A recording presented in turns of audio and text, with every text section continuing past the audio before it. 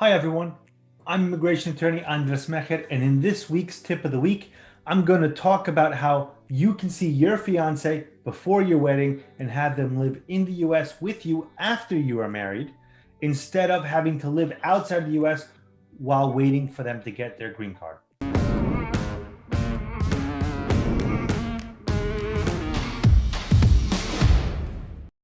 For many people, they think they cannot be with their fiance until they are married. We often have people ask us, how long will we have to be apart?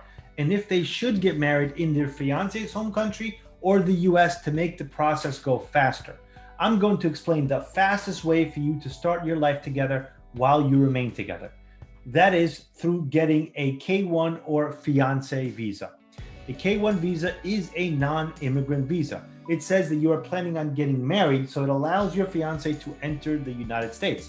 Once you are here, it gives you 90 days together before you must get married. If you get married in that time, you can then start the process of applying for a green card, which also has to be within 90 days. While the green card application is being processed, your fiance, who is now your spouse, can remain in the US with you. Here are a few questions that we are asked about this process quite often. When I say quite often, I say sometimes daily, but at the very least weekly. Number one, do we have to meet physically within the last 2 years? Yes, you do, except for limited exceptions like religious or cultural reasons. Think of arranged marriages where you have never actually met your spouse, ever. I know that many people have not been able to travel due to COVID. As of January 2021, there are no exceptions to this policy that we have seen. So you still must have met physically within the last 2 years and be able to prove that. Do you have to get married within 90 days? Yes, you do. What if you do not get married within 90 days? Then your fiance must leave the US or obtain a different visa that allows them to stay. Though this may be more difficult to do, there are limitations on the K-1. However, if you marry after the 90 days to your fiance, not someone else, he or she can still file for you, but the process becomes more costly and takes more time. You will now have to prove your relationship again in addition to the change of status. If you file within 90 days, you only must file for your change of status. Let me give a little more context.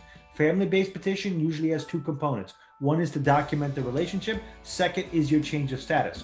When you apply for a fiance visa, you're essentially documenting your relationship and it gets adjudicated and approved as legitimate. So as long as you marry within the 90 days, you don't have to document that relationship again. You can just go directly to the change of status. But you must enter the United States, you must get married within the 90 days, and you must file for the change of status within the 90 days in order to do that. If you file it on the 91st day, well, you're going to have to document the relationship again. So it's more expensive and it likely takes more time. Do we need to apply for a green card immediately when we get married? Yes. As I mentioned, a K-1 visa is a non-immigrant visa.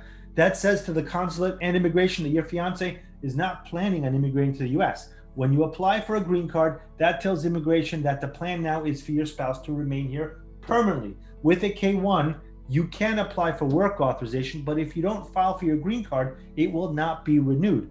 And they might only give it to you for a year. Does getting a K-1 visa speed up the process for a green card? This one is debatable. It is usually faster to get a K-1 visa in non-COVID-19 times, about 6 months, than a green card, which usually takes 18 to 24 months. Then once you get married, it can take up to 2 years to get the green card. So at the end of the day, getting the green card might take about the same time. The difference is you are together and in the US while you're waiting, rather than getting married, applying for your spouse, waiting a year and a half to 2 years for your spouse to enter the United States as a green card holder. You can bring your fiance here, get married here, and then file for the green card. And throughout the entire time, your spouse is here. What proof do we need to show we have a legitimate relationship? I recommend you have as much proof as possible. When you meet in person, keep any receipts from outings you had together, such as travel, dining out, movies, etc. Take photos together or have someone take them for you. Keep records of communication such as email, text, chats, etc. Keep your airline flight, hotel stay, that kind of stuff is incredibly important. If you sent your fiance money, keep a record of that as well. Do we need to have bills in common like we would with a green card? Because you don't yet live together, this may not be possible. But if you can get a bank account together, that could be helpful. Again, any proof that you can provide to show you have a bona fide marriage is going to strengthen your case. It's hard to say one thing or another. You have to look at it in the totality. Can my fiance come to the US with a visitor visa while we are applying for their K-1? They can, but why would they?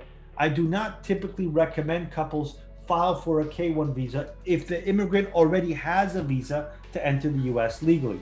If your immigrant fiance already has a visa, I recommend they come to the US for an extended stay. Figure out whether you are right for each other. If you later decide to get married, you can file for your green card from within the US. This way you can legitimately say you did not enter the US with an intent to stay. If you are not ready to permanently live in the US, you can file for your green card through the consular process. That way you can go back to your home country, pack up your things, get interviewed at the consulate, and then re-enter the US as a green card holder. I typically recommend filing for a K-1 visa if you don't already have a visa for the United States. But again, the laws become complicated. So by all means, consult with a qualified immigration attorney near you or contact us since we're nationwide before you apply.